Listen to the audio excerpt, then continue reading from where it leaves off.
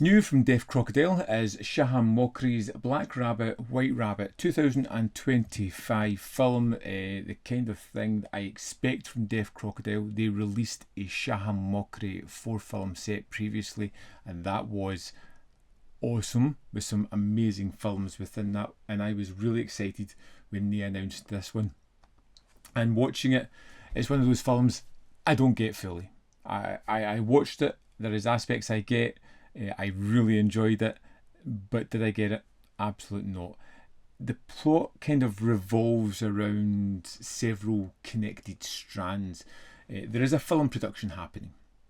There is a prop gun that immediately has everybody nervous. There are characters dealing with all these different kinds of emotions. There is a wider sense that the film is constantly asking, when does fiction stop and reality begin? Because this is a very meta film where we jump to the film production, we can jump into scenes playing out. It's not one that you would watch just for the plot. This is more about how the stories overlap, how it plays with structure, how one question answers another, how objects move through different layers of film, how the film is a kind of maze amongst itself. And within Shahram Mokri's style, you can tell that he's fascinated by the form of cinema. He loves long takes. In fact, there's a character actually commenting on it within the production himself, just saying he should cut more, but it's not something he does. He's playing with the idea of storytelling himself. بودی سیگار چی شد؟ کد من چی باید میگفتم؟ заново будем снимать, все по местам.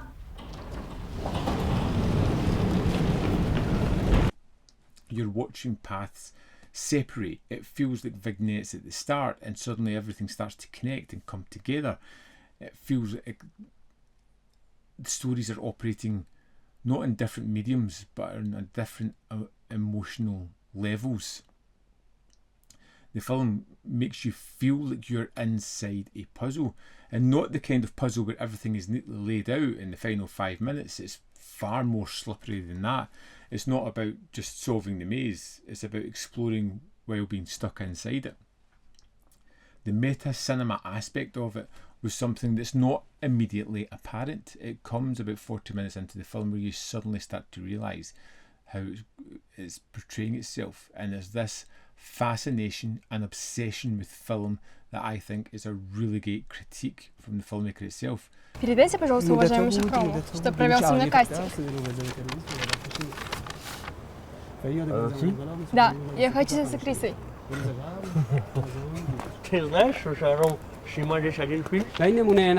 There's a film being made within inside this film, of which we will watch the story unfold within that film. There are actors and props and performances, there's staged violence, there's anxieties about what will happen when tools of fiction become dangerous in real life. The prop gun element is one of the threads that just move through this, and it gives it a very modern, uneasy nature throughout the film, because we're in a world where now audiences are more aware that film sets are not automatically safe spaces. Cinema is an illusion, yes, but the bodies are real, the objects are real, and the danger can be real.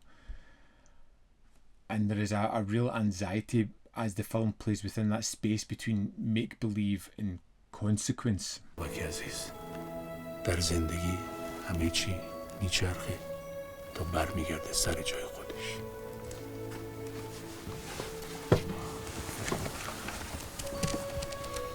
همه چی میچرخه.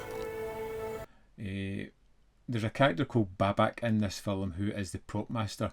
I've seen him in, I'm sure it's A Separation and I think something else, and there is something about this character that just fuels my anxiety whenever he's there. It's a character who just has a feeling. It's a character who feels that something is just wrong. If a gun appears in the story, everyone kind of understands the danger, but he feels that there's something wrong here. There is a bad omen, a wrong talisman that's going on.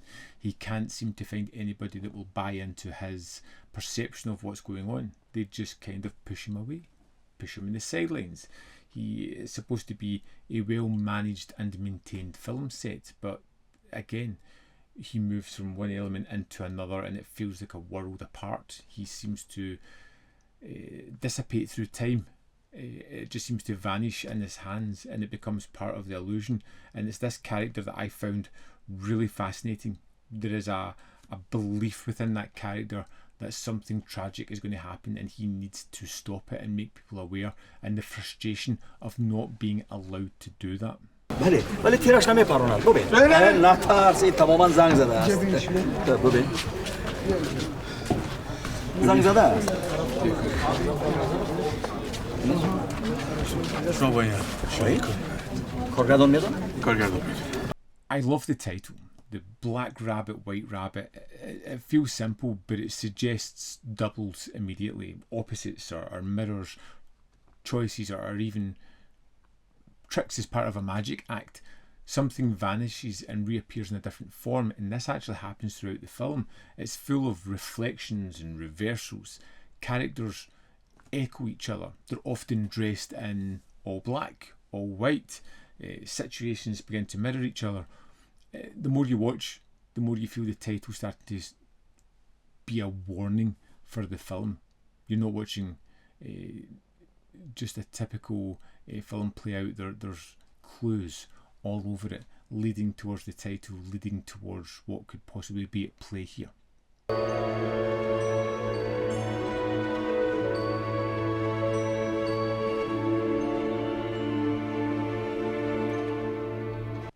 For me, the film worked best with its atmosphere of instability. It constantly made me question what level of reality was I watching, and as it goes on, it becomes quicker between these elements. The comments that it's making on cinema, the character's memory coincidence, is all fun conversations, and it's put through in a really nice visual style. That's where, for me, the film becomes compelling. It's not just weird for the sake of being weird. It's using the structure to make you feel uncertain, and it's that uncertain that works well with themes as well. But to be honest, this is not going to be for everybody. It's 139 minutes long. It's also deliberately indirect. It's full of long shots. It's a little bit abstract in moments as well. And it's not an easy recommendation. You have to work with the film to get something out of it. So not an easy recommendation, but a specialised one. If you like the Shahram Mokri box set that Deaf Crocodile's released, then you are going to really enjoy this one. Let's dive into the disc and have a look at some of the extras. Here we are in the disc for Black Rabbit, White Rabbit. Let's go to the extras. First up, we have a commentary by film programmer and critic Tori Potenza.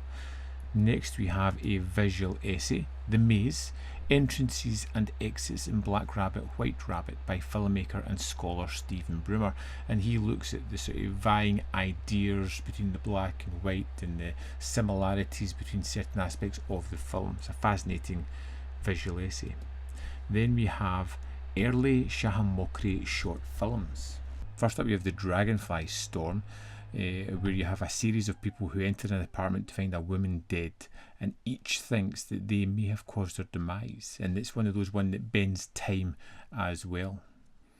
Next, we have The Limit of the Circle from 2005, and this is a kind of single take film, and it's a formal choice, but like his other shorts, it's not as cleverly placed. It does have that time bending high concept idea going on as well, but not as crazy as the Dragonfly Storm, which I prefer to this one. And next we have Ando Sea from 2007. Again, it's another looping tale of endless possibilities in which a bride-to-be repeatedly wakes up after being hit in the head and can't remember who she is supposed to marry. It's one of those meticulous shorts that seems incredibly planned and executed, and just gives you another insight into this filmmaker, which I really do appreciate. There is also 2 trailers for the film. Included with this package is a 58-page booklet where we have Black Rabbit, White Rabbit by Walter Shaw, Chekhov's Bunny, Playful Postmodernism in Black Rabbit, White Rabbit by Alexandra Heller Nicholas, Eternal Returns, Temporal Traps and Haunted Spaces in the Films of Shahram Mokri by Michelle Kisner. And that's the extras for Black Rabbit, White Rabbit. So there we have it. Black Rabbit, White Rabbit is a strange, hypnotic and demanding film. It's not one that I could easily recommend to everybody, but for the right viewer, this is fascinating and really enjoyable. Again, I don't think I get everything about it. It was a really challenging watch, but a really worthwhile one if you're open to the rhythm that it's putting out. I would love to know your thoughts on Black Rabbit, White Rabbit. If you've seen it, let me know in the comment box below whether you love it, hate it, or feel somewhere in the middle. As always, there is more content up here. You can see more of my stuff. In the description box below are links to Patreon, membership program, and manvfilm.com, always in which you can support me. Thanks for watching. I'll see you next time.